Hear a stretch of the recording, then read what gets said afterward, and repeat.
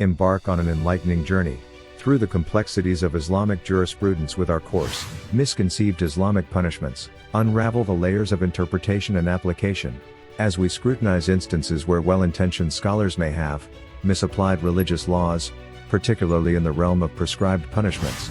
Our course aims to cultivate a nuanced understanding of Islamic legal principles, urging students to critically analyze the contextual intricacies that have shaped these laws throughout history.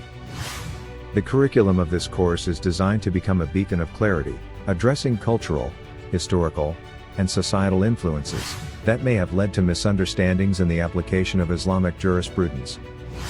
Spanning 7 thought-provoking modules, our course goes beyond conventional exploration. It delves into specific areas where misconceptions have left a lasting impact, such as the law of evidence, challenging widely held beliefs like the perceived disparity in the worth of women's testimony. Enroll now and be part of an educational experience that seeks to foster a more informed and enlightened perspective on the intricate tapestry of Islamic jurisprudence.